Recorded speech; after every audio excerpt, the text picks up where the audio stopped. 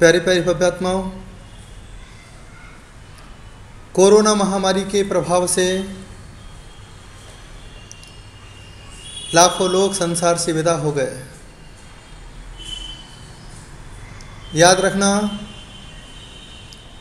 शरीर मरता है, आत्मा कभी नहीं मरती। यह आत्मा 3 से 4 समय के बीच में दूसरे शरीर को धारण कर लेती है,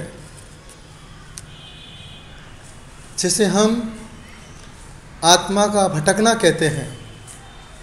जब तक यह आत्मा निर्वाण को प्राप्त नहीं कर लेती, तब तक यह आत्मा संसार में ही भटकती रहती है।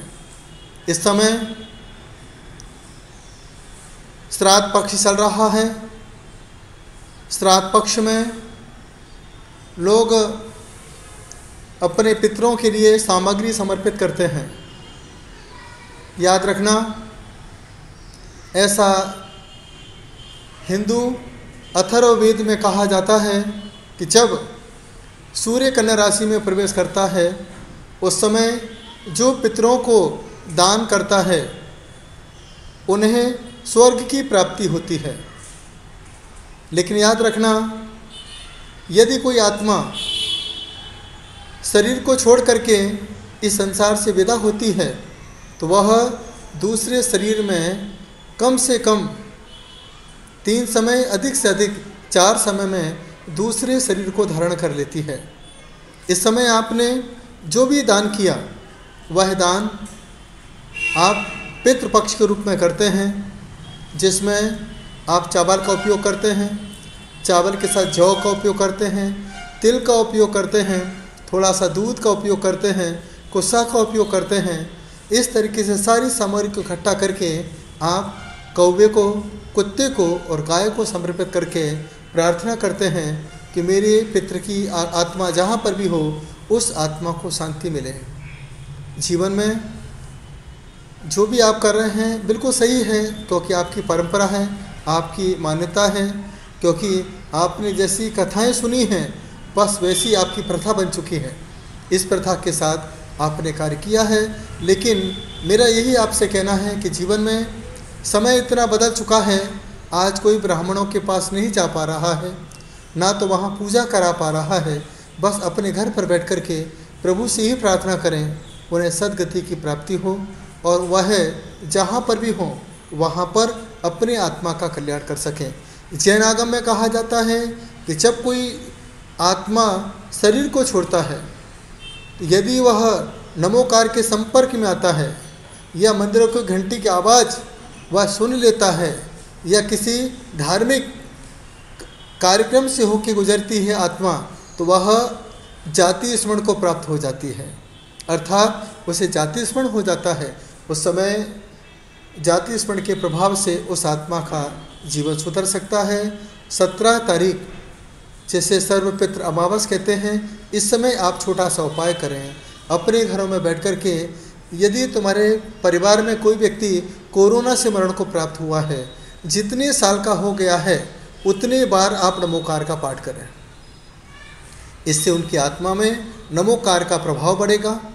कोई पूर्वज गए हों, उनके नाम से नमोकार का पाठ करें, जिससे उनके मन में ऐसे भाव पैदा हो जाएंगे कि चलो, मेरी आत्मा ने भले ही अकाल मृत्यु दुर्गति का कारण है, लेकिन जाति स्मरण के प्रभाव से उनकी गति का सुधार हो सकता है। आप कहोगे हम नमोकार यहाँ पढ़ेंगे तो वहाँ पर प्रभाव कैसे पड़ेगा? याद रखना, जब यहाँ से आप मोबाइल लगाते हो तो क्या दूसरे से बात नहीं हो सकती? दूसरी बात, जब आप रात को सोते हो, इतना बोल के सो जाइए कि मुझे सुबह 5 बजे उठा दीजिए। आप सुबह 5 बजे ही उठ के बैठ जाओगे। इसका मतलब ये टेलीपैथी है। आपको कुछ नहीं करना है। अमावस के दिन भगवान से प्रार्थना करना है, हे प्रभु, जो व्यक्ति हमारे परिवार का सदस्य अकाल मृत्यु से मरा है, उन्हें सद्गति की प्राप्ति हो। नमोकार का पाठ करें, भक्तामर का पाठ करें, तब जाकर के यह श्राद्ध आपके श्रद्धान में बदल सकता है और उस जीव का कल्याण हो सकता है। इसी भावना के साथ आज मैंने आपको अपनी बात रखी है।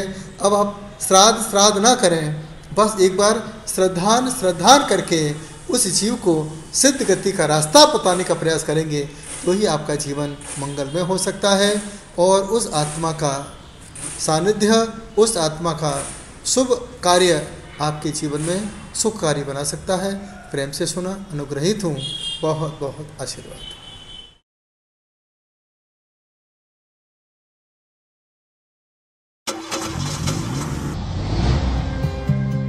वैशाली आर्ट आपके लिए लाए हैं कार डेकोर की एक बहुत खूबसूरत श्रृंखला।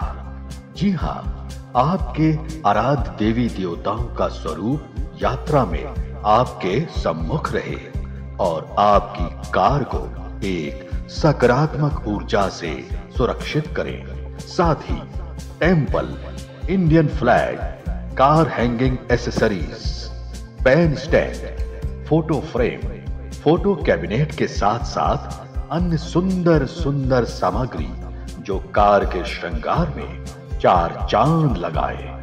तो आज ही संपर्क कीजिए वैशाली आर्ट से और कार श्रृंगार की पूरी रेंज होलसेल में प्राप्त कीजिए।